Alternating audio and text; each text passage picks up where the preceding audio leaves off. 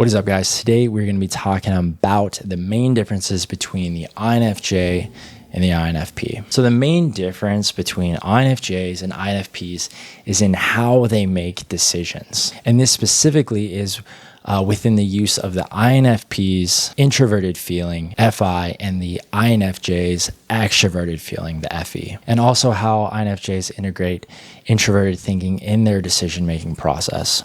On the outside, INFJs and INFPs can seem very identical, even parallel lives for that matter. They're both compassionate, they're both deep, they're both very introspective. But what's funny is that INFJs and INFPs actually don't share any of the same cognitive functions. So let's dive in here and explore why this is the case. So INFPs have introverted feeling. This is what causes them to be very authenticity driven. They make decisions on a strong moral code and their personal values. And there's this internal alignment. They will ask themselves, does this feel right to me? That is always the guiding question for the INFP. And then next, they have very individualistic empathy. They feel very deeply, but it's often on a case-by-case basis. And then lastly, they're usually conflict averse. They will stand, though, if the value is threatened. And then now we have the INFJ. So this is the extroverted feeling. So they are harmony driven. So they make decisions based on the emotional needs of the group or the social situation that they're in. The guiding question for them is, does this work well for everyone involved? And their empathy is much more collective rather than individualistic. And so they absorb the climate of the group and aim to restore balance. They are the HR department of conflict. So they take on the role of mediator or the person in charge for the conflict resolution. That's their expertise. INFP is like an artist. They are painting exactly what and how they feel, regardless if others understand it. What matters the most to them is this true to me? Is this, is this my own personal expression that's coming forth in this art or coming forth in this work? That is what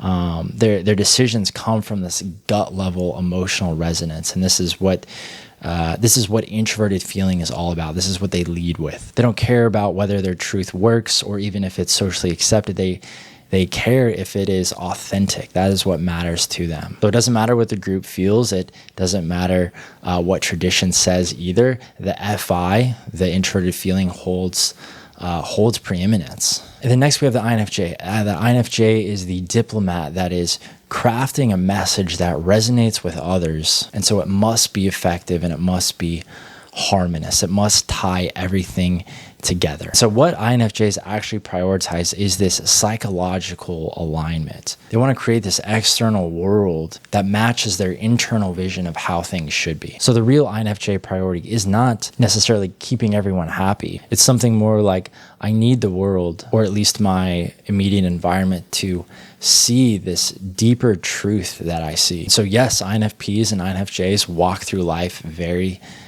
differently. The INFP will ask, is this choice honest? Is this choice true to myself? All of their work holds the imprints, it holds the very fabric of their beliefs and of their consciousness. The INFJ, though, will ask the question, does this choice move the system, the group, the world closer to what it could be? So going back to the INFP, here are some examples of what the INFP might say to a friend that's hurting, for example. So I've been through something like this. I'm here for you if you want to talk, but only if it feels right for you. But an INFJ might say, I think what you're feeling is valid, but I think it could be rooted in something more than just what happened today. Let's say that the context is choosing a career.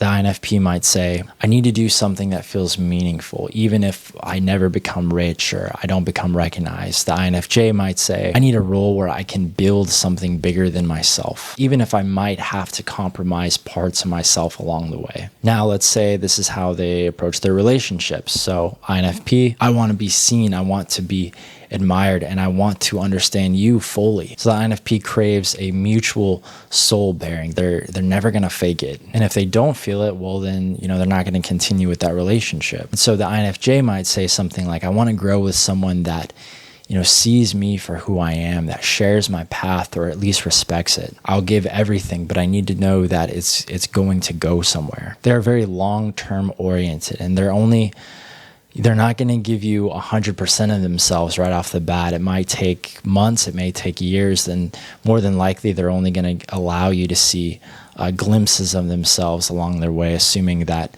the vulnerability of the relationship is progressing at a healthy rate. And so as we wrap up here, guys, the recap is the INFP. This is the solitary poet who is quietly forging meaning from the rawness of their emotions. And then the INFJ is the silent architect deriving meaning from bringing order to chaos. And so the real difference here, guys, is not emotional versus logical. It is authentic alignment versus systemic orchestration. It's living from the fire within versus reshaping the world to a vision that maybe only you can see. And so this is why, guys, INFPs and INFJs often mistaken for each other, walking these parallel lives, same terrain, maybe even the same destination, but they are led by entirely different decision-making processes. So anyways, guys, that is all I got. I hope this video helps. Feel free to like, subscribe.